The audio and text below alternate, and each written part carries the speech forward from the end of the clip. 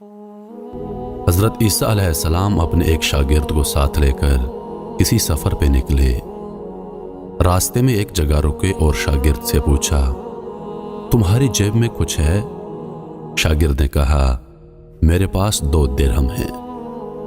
حضرت عیسیٰ علیہ السلام نے اپنی جیب سے 1 درہم نکال کر اسے دیا اور فرمایا، یہ 3 درہم ہو جائیں گے، قریب ہی آبادی ہے، تم وہاں سے 3 درہم کی روٹیاں لے آؤ۔ وہ گیا اور 3 روٹیاں لی۔ راستے میں آتے ہوئے سوچنے لگا، حضرت عیسیٰ علیہ السلام نے تو 1 درہم دیا تھا اور 2 درہم میرے تھے، جبکہ روٹیاں 3 ہیں۔ ان میں سے آدھی روٹیاں حضرت عیسیٰ علیہ السلام کھائیں گے اور آدھی روٹیاں مجھے ملیں گی، لہذا بہتر ہے کہ میں 1 روٹی پہلے کھا لوں۔ چنانچہ اس نے راستے میں 1 روٹی کھا لی اور 2 روٹیاں لے کر حضرت عیسیٰ علیہ السلام کے پاس پہنچا۔ آپ علیہ السلام نے 1 روٹی کھا لی اور اس سے پوچھا، 3 درہم کی کتنی روٹیاں ملی تھیں؟ اس نے کہا، اے اللہ کے نبی، 2 روٹیاں ملی تھیں، 1 آپ نے کھائی اور 1 میں نے کھا لی۔ حضرت عیسیٰ علیہ السلام وہاں سے روانہ ہو گئے۔ راستے میں ایک دریا آیا۔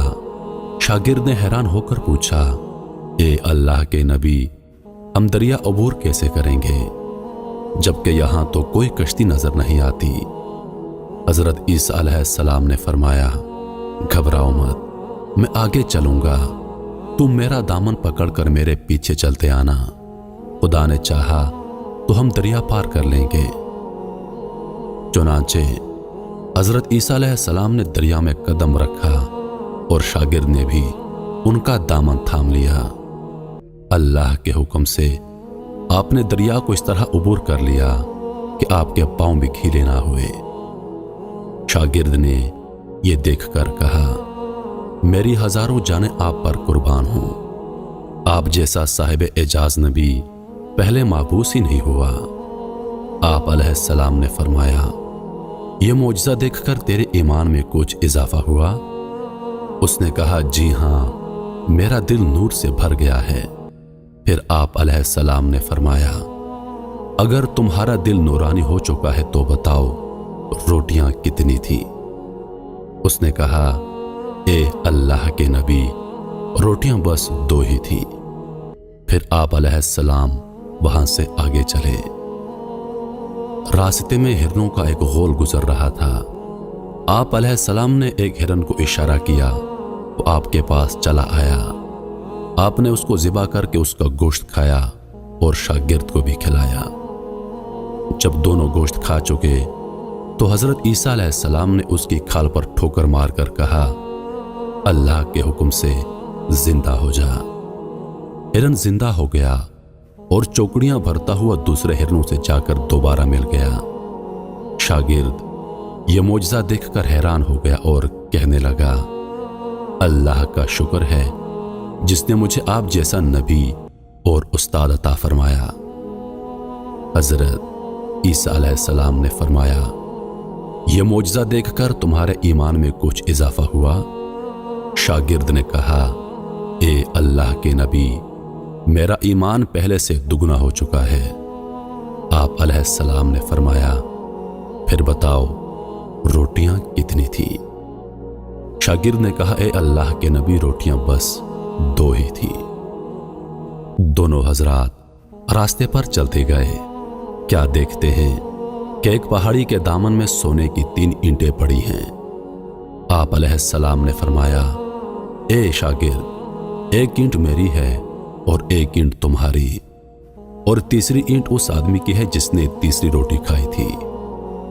یہ سن کر شاگرد شرمندگی سے بولا، حضرت، تیسری روٹی میں نے کھائی تھی۔